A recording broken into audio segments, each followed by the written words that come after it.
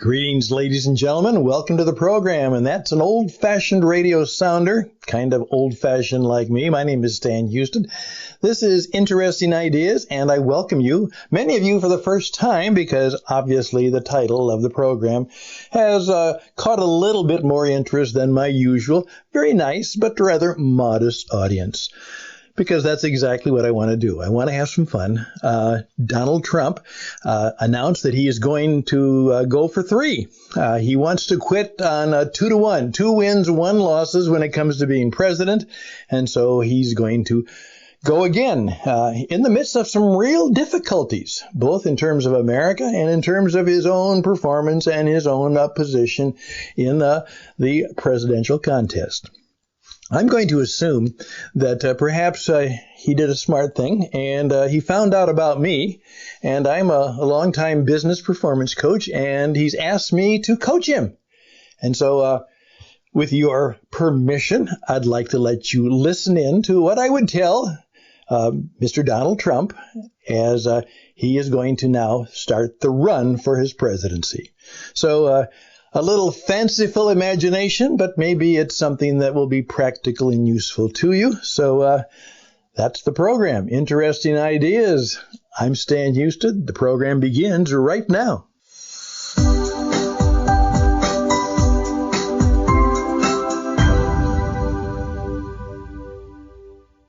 Yes, here we go. Now, first of all, you're saying, well, who are you?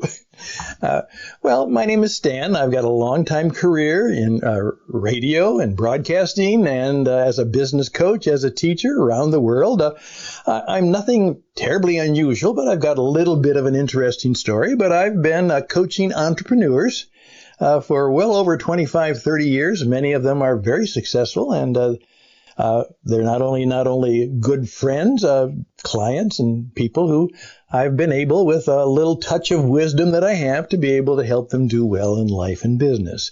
So I've done that for many years, and I've done a number of other things. Served as a broadcaster around the world for a radio mission organization. Was a very good teacher. I loved my teaching time in life. Okay.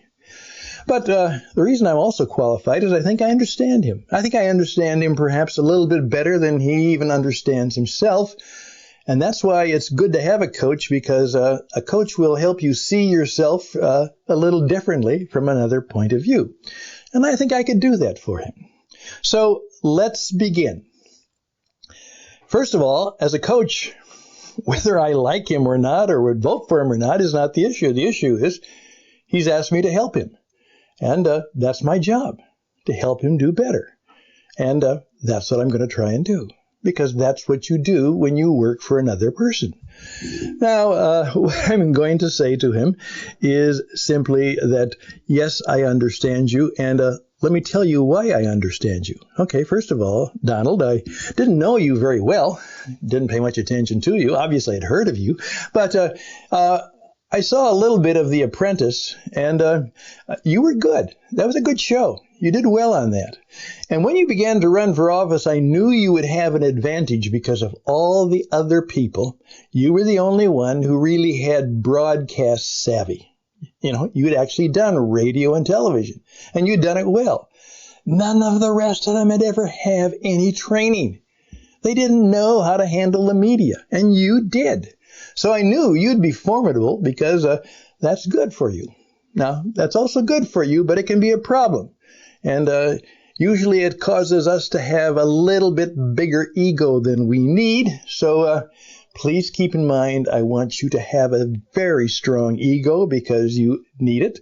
But I'm going to ask you to see if perhaps you can be a little bit different and reduce the size. Also, Donald, I've read all your books. It's a fascinating story. You know, first of all, I want to commend you. You know what? Most of these other people who write books, they have a ghostwriter. Now, you obviously didn't write these books, but they were certainly your ideas. And you gave the name to the person who wrote the book for you. You gave them their name. It was with them. Their name is, and it's pretty big print. Good for you. A lot of these other people, you know, when Hillary writes her book, she says, I wrote it. Baloney. You wrote the book because it was your ideas, and the editor and your colleague actually gave a good tone. You could almost kind of hear you in the writing. And what I discovered, obviously, by the way, the fact that you wrote your first best-selling book at the age of 39 was incredible. And that's good. And because, I read all your books so I could understand you. And in effect, I found out that you believe that the deal is great.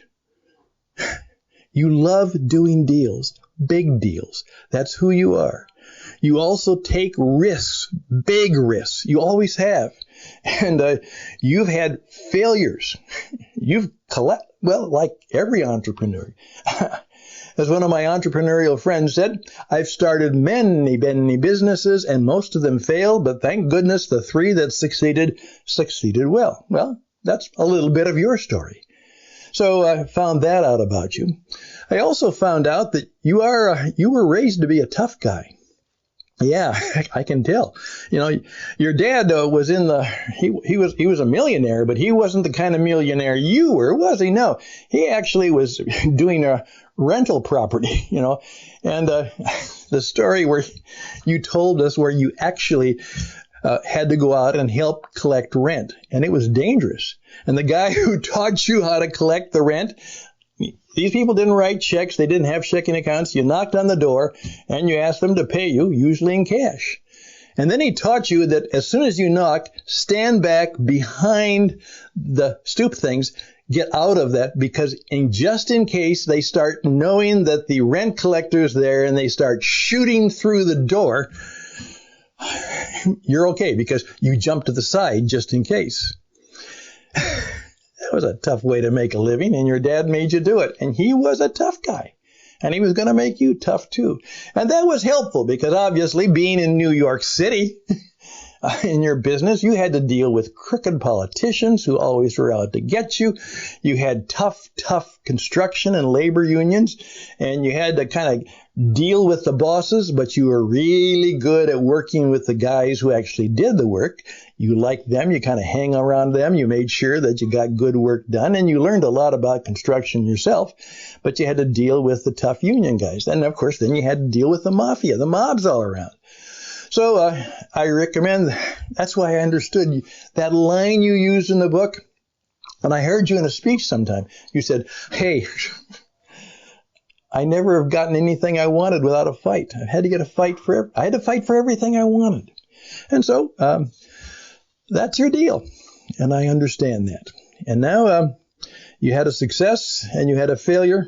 Let's see if we can make it a little bit better. Here's what I want you to do. I want you, first of all, to be different than you were. Start creating a little mystery. You did a good job. That was well spoken. You were talking about them. You need to start creating a little bit more mystery. Everybody has an opinion of you, one way or the other. Start breaking with your image in some ways. What's he going to do now? Be a little bit of a different Trump that kind of catches people by surprise. Just, you've changed in the 2 years since your election and your non-selection, So what has happened? Change, put some mystery into your life. A little bit of mystery with authenticity is great power. I teach that all the time. That's good because sometimes it keeps people guessing. Like the reason Putin didn't attack while you were in president because he didn't quite know what you would do. You just might surprise him by going after him, and he didn't want that. So it's good to create mystery, but not too much. Just enough to keep people a little bit off balance, but at the same time know that there's something about you that is growing in terms of trust and confidence and goodness. That there's not the touch of anger or the touch of toughness quite there. Be a little bit different. Smile in ways that I know things that you don't know, because you do. But create a mystery. That's very important. Buy a theme song. That's right. That's important to get a theme song. So whenever you speak, have a theme song. Like Rocky or YMCA, but make it your own and make it such that people can sing along with it. Maybe you actually want to get a performer to actually write a song for you that you can actually use. That will be your song. This is Don's song, and it's upbeat, it's inspiring, it's not mean or nasty or negative. It simply is fun and encouraging and hopeful. Remember, you're in the business of not selling hotels anymore. You're in the business of selling hope. And you know that. So just keep that in mind. All right? So buy a theme song. Also, remember, I'm with you was good. Keep doing that. That time when Hillary had that, hey, I'm with her, you knocked it out of the park when you said, I'm not with her, I'm with you. You matter. And that will be your appeal. Don't lose that. I'm with you. I remember that time when, I don't know what program it was, but people were calling in about you shortly after you were elected and why they voted for you. And this one woman said, I don't know if I always like him or what he says or what he does, but you know what? Donald Trump loves America and he loves us. And that's why. That's what you want to cultivate. That's what you want to cultivate. I'm with you. I'm on your side. I'm for you.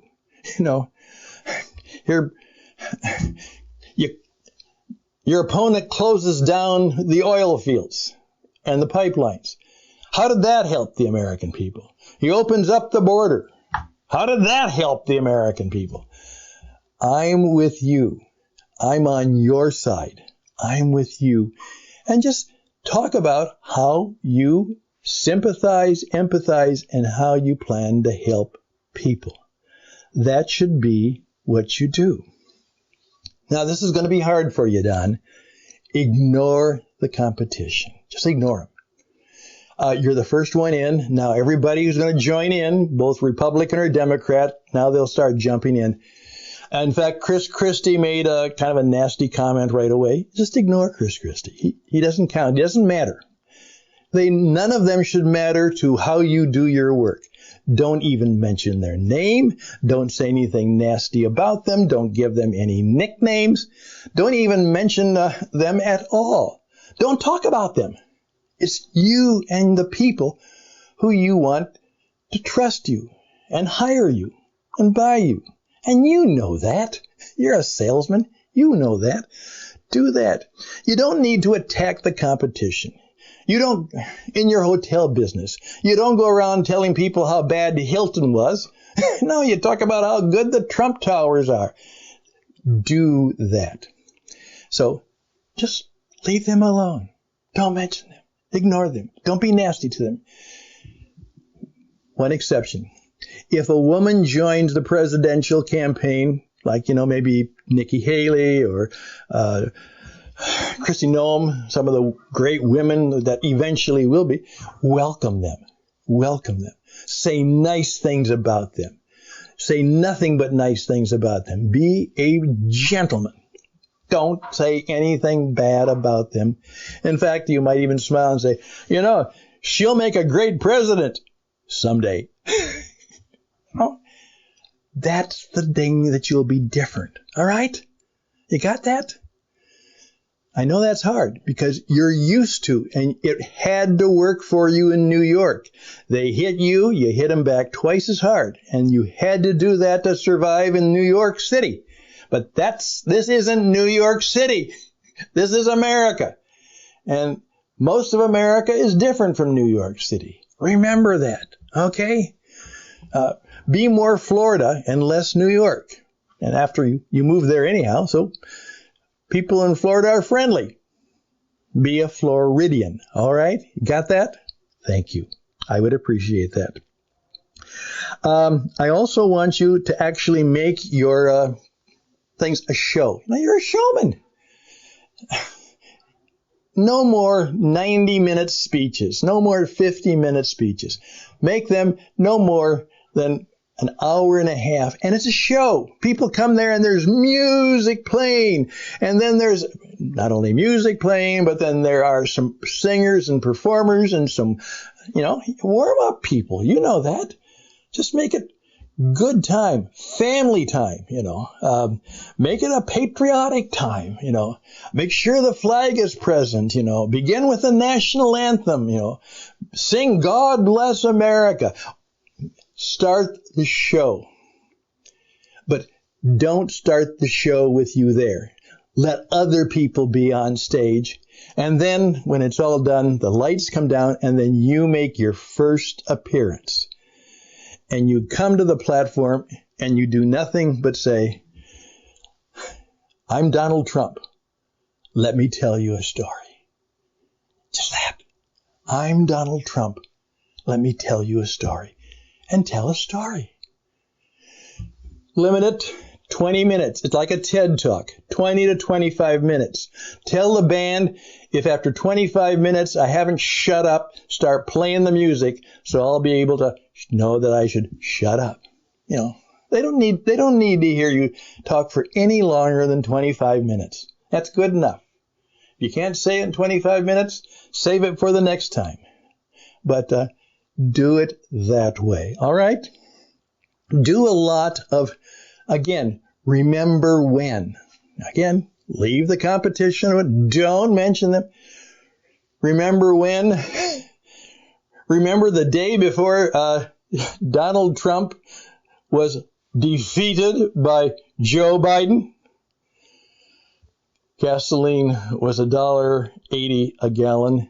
The very next day after he was elected, it was $1.87. And it kept going up until he became president, and then it went way up. Remember when there was $1.80 gas? And then just keep doing. You did this a little bit. Remember when. Remember when. Remember when. And just without bragging about what you did, just remember when. Remember when. Remember when. Don't attack Biden personally. Don't say anything about his personal issues. We all know them. The man has problems, both physically, perhaps mentally. We all know that. Don't go there. You don't need to. He's doing his own stuff on that. And if you do, just kind of do the old Ronald Reagan thing. Remember? When Ronald Reagan was forced, he was 71 and they were talking about him being perhaps too old. And that was an issue. And when the time a reporter asked, you know this story, Don, of course you remember it. They asked him a question about his age, and then he started off with a smile and said, I promise you in this campaign, I will never, ever make age an issue. I will never hold my opponent's youth and inexperience against him. Walter Mondale was there. Even he started to laugh, and the audience, just burst out laughing. Except it was kind of a hard laugh for Mondale because he knew he had lost the race. He had lost the election right there, right that night. And his favorite line was when somebody would criticize him or something like that, or say something nasty against him, he would say, there you go again. Do that kind of thing. Just when something is said in debate or something else against you, be able to criticize or make fun of gently their ideas. Defund the police? Are you kidding? There you go again. Do that kind of thing with those issues. You should tell people what your hope and vision is and what you're going to do. And in effect, when the critiques and the other things are pointed out, you just simply, listen attentively and then with a smile say, there you go again. There you go again. And make your statement and let it go. All right. Tell stories of great people. Yeah, people, every program have 2 or 3 little 2 or 3 minute vignettes of just ordinary Americans who've done some extraordinary things. Little 2-minute video shot. Ladies and gentlemen, remember, this is about you and your country. And I want to introduce you to some of the people who are making America great right now, whether I win or not. Little vignette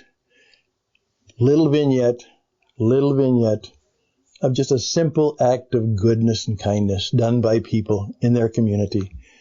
And then after them over and say, and by the way, they're right here today, and let's welcome them.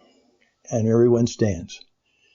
Every program have the truly great people in America who are that little picture show and a little affirmation. That would be great. Tell stories of great people. Ordinary great people. Then, here you go. This is going to be different for you. Always close with a benediction. That's right. And forget this God bless America thing. Everybody does that. Be different. Hey, you say you're a man of faith. A lot of your people are.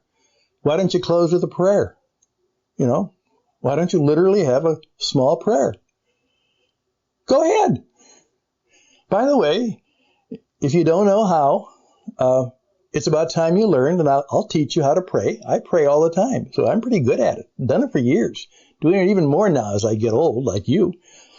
You also need to pray a lot more when you get older. Keep you from doing stupid things.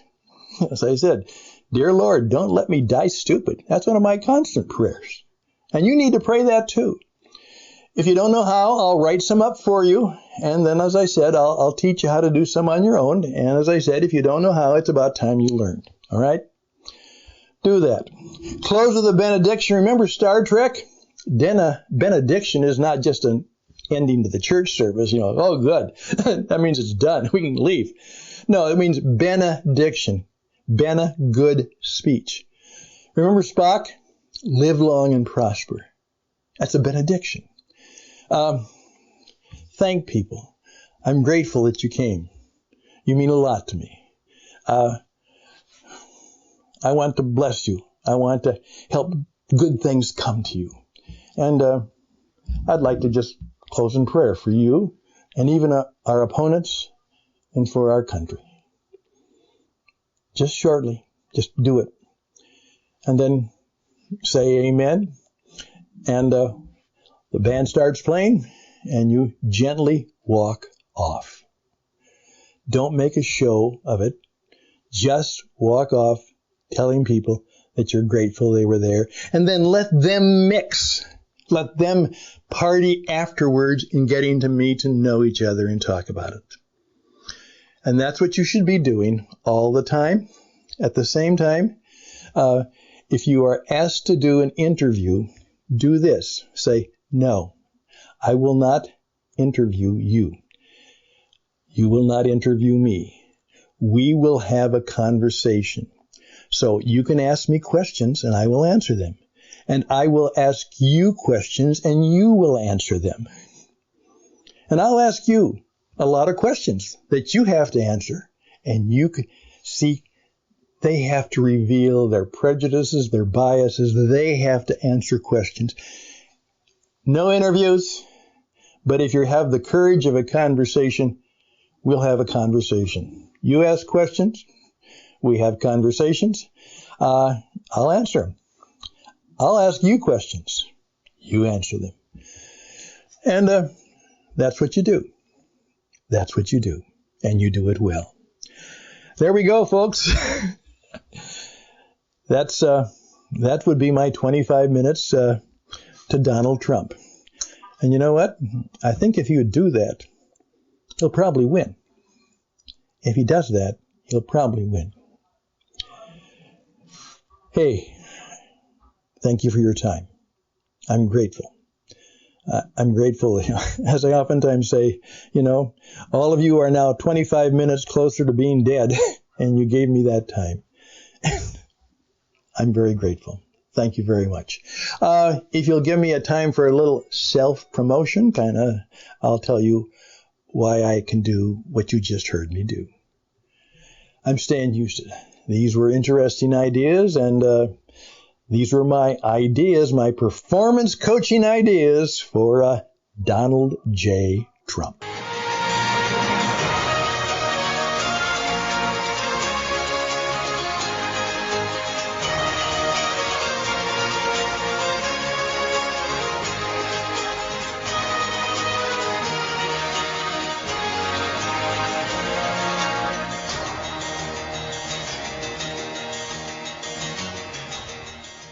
Well, I wonder what will happen. Hey, just what I did for Don, I can do for you.